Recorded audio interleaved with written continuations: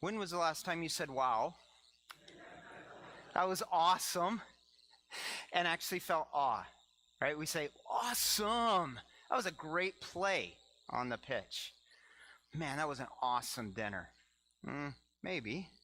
Or you said, that was wonderful. And actually we're feeling a deep sense of wonder. I must admit that when I was a younger man, I didn't say wonderful and feel wonder very often. It was actually my wife that helped me wake up to wonder. Actually, I'm ashamed. I met her as a young man, and I remember sitting next to her, and she could just stare at things of beauty for far too long. I'd be about 10 or 20 seconds in. I'd be like, oh, it's nice. All right, now what are we going to do? And I'd be like, babe, you can just sit there and you can stare at a rock. What's wrong with you? Nothing. Nothing. It was what's wrong with me? I was asleep to the wonder around me. And my wife helped me in my transformation. And honestly, part of my waking up to wonder was to see the part of the world where she was from, Western Canada. When I went through the mountains for the first time, I began to wake up to wonder. You've got to remember, I grew up in Kansas in the United States. Flat. Seriously, the two tallest things in my town were the water tower and the grain elevator. If any of you are from Saskatchewan or eastern Alberta, you'll know that it's real. So I hadn't seen anything like it before. And then I went to Banff. And 360-degree mountains. It's remarkable. You see, I'd gotten confused. Somewhere in my mind, I thought the geography of the West went like this. Let's see, let's start around Winnipeg, Manitoba, Saskatchewan, most of Alberta. Bloop, there's a big triangle somewhere between Alberta and BC, and then flat, all the way to the Pacific Ocean. I didn't know. Remember, flat earth Kansas boy here. I could not believe the first time I drove from Calgary to Vancouver. Mountain range after mountain range, beauty beyond anything I'd ever experienced. My wife was right. And those of you who know her, you can write that down and tell her I said that. She was right. Awe and wonder are appropriate. And so my hope from this brief time together today is that we will wake up to wonder. And already this morning, I've been reminded of that again as I sat here, worship with the team, and looked through the glass, giving thanks for architects and people who put this together in such a way that we are just a part of the beauty enfolded by it here of God's creation. So what is it that fills you with wonder and awe? What is it for you? And not this kind of, I wonder, but the kind of wonder that Merriam-Webster writes about, the quality of exciting, amazed admiration, rapt attention, astonishment at something awesomely mysterious or new to one's experience. What is it that fills you with that kind of wonder? Maybe the new pictures that are coming from the James Webb Telescope. Some amazing pictures online you can find. Maybe ocean crashing when you go out to Ucluelet, out on the west side of Vancouver Island. Maybe the beautiful sunset. You know, the smoke stinks in a lot of ways and for a lot of people, but it sure creates some beautiful sunsets. Is it a beautiful sunset? Maybe a concert at VSO. I know they did some free ones this summer outside. What is it that fills you with wonder? And how might waking up to the wonder that's around you impact your relationship with God? Pastor and author Mark Batterson, he wrote a book called Primal, and he ties loving God with all our soul to wonder. And he believes that part of loving God with all our soul is awakening to wonder again as we experience creation, as we experience the Bible, as we experience the cross, which we've already done today, and as we experience one another in deep conversation and relationship. As we awake to wonder in this part of our lives, we more fully love God. And I think that's true. When you think of creation in other contexts, think of a child running up to you with art they just created. Daddy, Daddy, Daddy, look what I just colored for you. What do we say? Wow, that's amazing. Even if inside we're thinking, what is it? But we don't say that because we love that child and we want them to know how valuable they are. What would it say to them if they come running up, Daddy, Daddy, Daddy? And we say, meh, you colored outside the lines there, and what's with that color of orange? It's awful. No, you'd be expressing a lack of love for that child. So what does it say to God when we stand back and we're like, wow, look at what you did? And we're in conversation with each other and like, wow, I'm experiencing God through my connection with you right now. As we look at the cross and are just like, this is amazing. Wow. This is our way of expressing, one way of expressing our love to God. And not only does it express our love for God, but it aligns us with God's own heart. Because we know what God said when God finished creation, including us, including humanity. God stepped back, took a look, and said, this is good. This is very good. So wonder aligns us with the heart of God. And it shouldn't shock us that if wonder aligns us with God's heart, if this is the way God reacts to his own world, then wonder is good for us. It's healthy for us to experience wonder. A number of researchers in the last 5 to 10 years have actually been exploring the field of wonder and awe. And here's a few things that have come out of that. Wonder is good for us psychologically.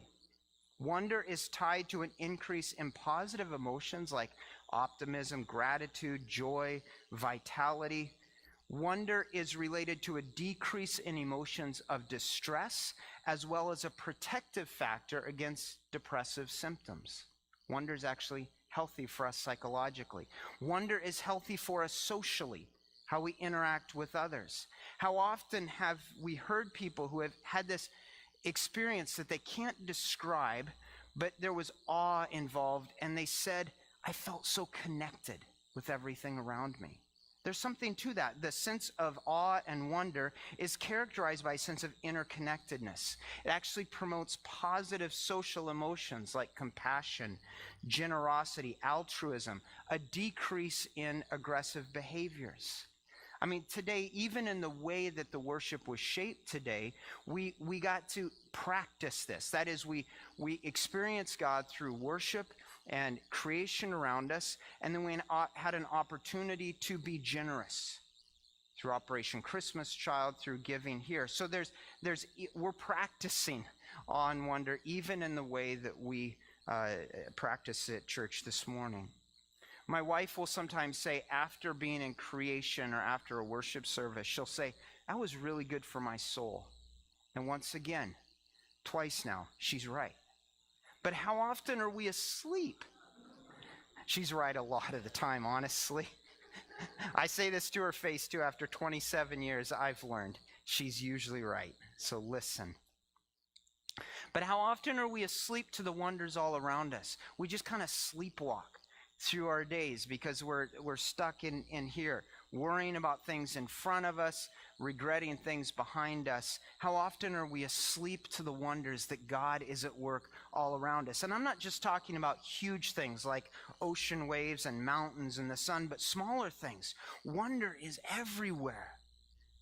You know, looking someone in the eye is an act of wonder. Maybe some of you are scientists more than I am, but I was just doing some reading just about the eye itself. The act of looking is a wonder. Do you know that our retina conducts nearly 10 billion calculations every second? It's amazing. If you wanted to simulate just 10 milliseconds from one optic nerve, you would need to, and with a supercomputer, you would need about several minutes to do what one nerve does in milliseconds. And so there's more than 10 million cells in your eye, so you'd need 100 years from that same supercomputer to simulate what your eye does every second. Crazy, just our eye.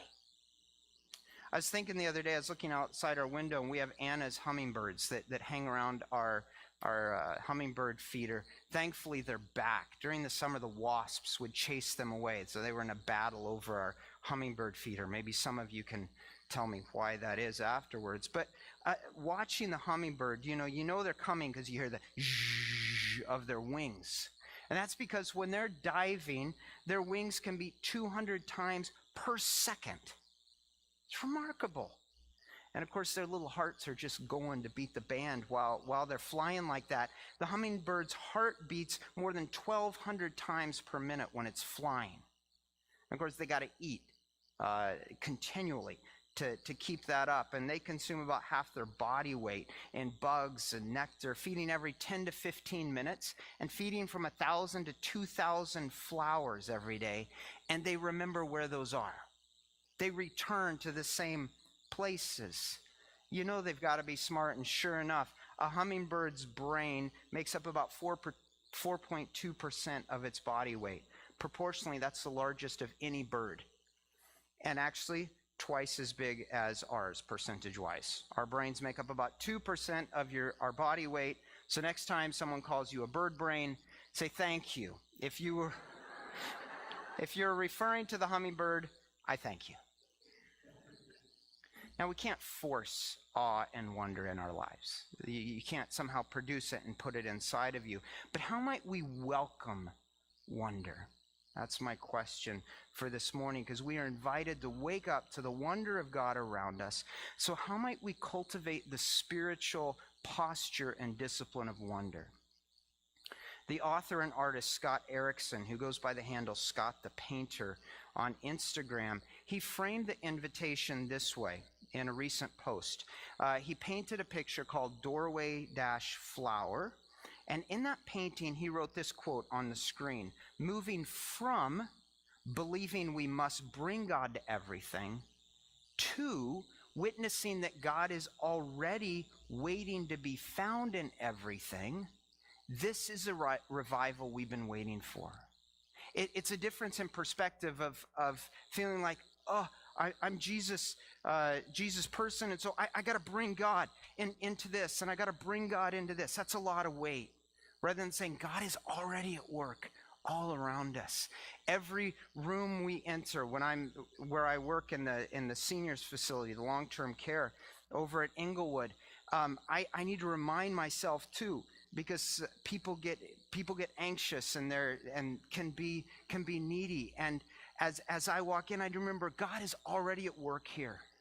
Yes, I carry Jesus. Jesus carries me. We're together in this, but Jesus is also already in the room. As I'm talking with people, God is already at work here. As I walk down the paths at Ambleside, God is there. As I open the scriptures, God is everywhere to be found. God is already there, and this is a revival we need. So in the few minutes we have left, I want us to spend time with Jacob, one of the patriarchs of the faith. He's the grandson of Abraham, the father of 12 sons and a daughter who would someday be the children of Israel. If you remember Jacob's backstory, he's slightly younger than his twin brother, and he spent the early part of his life trying to catch up and get ahead. I don't know if it's twin syndrome or younger sibling syndrome, I don't know, but he's always trying to get ahead of his brother. And finally, after manipulating his father to steal his brother's blessing, Jacob is on the run.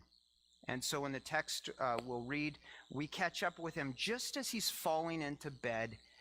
Well, not into bed, as he's falling to the ground, exhausted.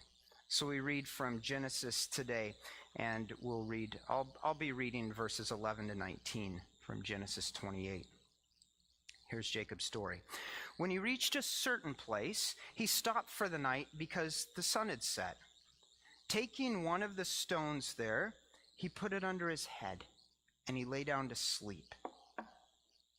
He had a dream in which he saw a stairway resting on earth with its top reaching to heaven, and the angels of God were ascending and descending on it. And there above it stood the Lord. And he said, I am the Lord, the God of your father Abraham and the God of Isaac, I am with you and will watch over you wherever you go, and I will bring you back to this land. I will not leave you until I have done what I have promised you." When Jacob awoke from his sleep, he thought, "Surely the Lord is in this place, and I was not aware of it." He was afraid and said, "How awesome is this place! This is none other than the house of God. This is a gate of heaven." Early the next morning, Jacob took the stone he had placed under his head, and he set it up as a pillar, and he poured oil on top of it, and he called that place Bethel, though the city used to be called Luz. All right, so we catch Jacob at a certain place. It could have just been a random place. It just means any place. It's a place like when I used to drive long distances from Kansas to Alberta, where my then girlfriend was. You know, I would just drive till I was exhausted, and it got late, and whatever town I found myself in, I'd drive around for about 15, 20 minutes, look for the cheapest motel. $35? Great, I'll take it. Sheets are slightly dirty. Well, okay, we'll be fine. And it was just in any place because it didn't matter. And that's how it was for Jacob. He's fleeing his brother, and he comes to this place called Luz or Luz. It was named after the almond trees in the area. But to Jacob, that didn't matter. It was just any place, some place to lay his head. Grabs a rock, he uses it as a pillow, and he goes to sleep. And ironically, it's in Jacob's dream that he wakes up to wonder. He wakes up to God's presence there. And so he renames the place Beit El, or Bethel, the house of God. What he would discover later is that God is everywhere, not just here. But this is the beginning where he realizes God's here. I didn't know it, I didn't see it, but God is here. And this is the start of Jacob's spiritual transformation. And I think wonder is a key part in our spiritual transformation. His quote from verse 16 is critical. When Jacob awoke from his sleep, he's waking up.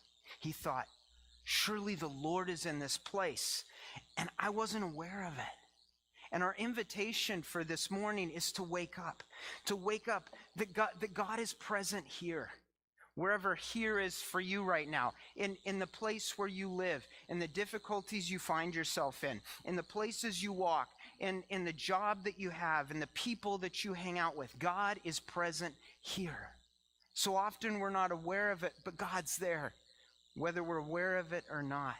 And as we wake up to the wonder of God's presence there, it increases not only our love for God, but the opportunity to enter those places where God wants to show us things, connect with us more deeply. We're invited to wake up to the wonder of God. Jacob needed his eyes opened, as we so often do. A quote attributed to Immanuel Kant, but it's been spoken by a ton of people. We don't see the world as it is. We see the world as we are. If we don't see God, often the problem is our eyesight and our heart condition, because God is there. And I know God's presence can so often be hidden in the difficulty. But in faith, we can say, God is here. I may not be able to see it yet, but God is here. So how might we this morning welcome wonder into our lives once again? Well, this has been a hard challenge for me, this invitation to welcome wonder, honestly. By personality, I tend to live in my head. I really enjoyed school, just sitting there learning facts and then writing facts down on a test. And so waking up to the wonder of God around me has been a critical part of my own life journey. I know I need it because I've had periods in my life where my soul was so tired and dead that it felt like for me that faith was an act. I grew up in a pastor's and missionary kid home, and so I knew the words to say, I knew what I needed to do, and I did it well. But it felt dead. And for me, waking up to the wonder of God's presence around me was a part of my own spiritual transformation. So I have a few ideas to share that have been helpful for me. Maybe one or two of them will be helpful for you as well. My first invitation was entering spaces of wonder. What naturally brings wonder to you? Some of the ancient writers called it thin places. where God seems particularly close. For me, over the years, that's been on Bowen Island. And I think it's because the retreat center there, Rivendell, I've been there a few times where God has just met me in sweet ways. And so even just being in that place, I feel closer to God. And creation is that for many people. For others, maybe it's music. So concert, orchestra, worship like we did this morning. Music can kind of bypass sometimes those anxieties and our brain whirring, as it often does, and touch us in that deep place and awaken wonder again. Maybe it's an art gallery. Maybe it's through deep conversation, a meaningful conversation with someone where all of a sudden, as you're experiencing this deep connection, wonder floods and you're like, wow, God is a part of this conversation. I wasn't even aware of it, but now I am. So where's that for you? Where are those spaces of wonder for you? And have you been there recently? Maybe it's time just to prioritize that place or that relationship or those spots, those experiences. For me, a second thing that was helpful is to come back to my senses. Literally, my 5 senses. Because again, we can live in our brains, and so much, even though my body is here, my brain is in anxieties and fears for the future, or regrets and guilt and shame from the past, and I'm never right here where I am. And so in my own life and in the lives of those I serve, sometimes I go through this grounding technique called the 5, 4, 3, 2, 1. And what I do for this, it's just really simple. And I stole this from somebody else. I don't remember who. You can probably find it on the internet. I take deep breaths, 5 seconds in. I hold it for 5 seconds. Breathe out. I breathe in through my nose, 5 seconds. I breathe out through my mouth for 5 seconds. And I just acknowledge, God, you are here. And then I begin to notice. What are 5 things that I see? I see the large rectangular door handles on the back door right now. I see the blue carpet. I see the little orange pumpkins. I see broken bread. You don't need to force, just what are 5 things you see? What are 4 things you can touch? Touching a rock right now, the wood, paper. What are 4 things you can touch? What are 3 things you hear? I hear the traffic from Highway 1, I would imagine. I hear just a little slight buzz. I hear my heart pounding still a little bit. What are 2 things that I can smell? I think there's coffee at the back of the sanctuary. Now we're distracted. What's 1 thing I can taste? Thank goodness I remembered to brush my teeth before I came today. You'll all be grateful later too. But it's just coming back to our senses so we can be present where we're actually at, as a way to remember God is present here, right here in the tangible place I am, what I'm experiencing. A third thing that's helped me is to walk a turtle. That's not helpful for you? To walk a turtle? Okay, I've never literally walked a turtle. I did have a turtle shell collection when I was a boy. I lived in Mississippi for a year. There's lots of turtles there. But in the early 1800s in Paris, shops began to be built along covered walkways. It's kind of a precursor to our modern day mall. And so there was a community of people who, as part of their social life, wanted to see well and probably to be seen as well. And so there was this trend for a few years in Paris to walk turtles on a leash. Not kidding, it's true. They would walk turtles.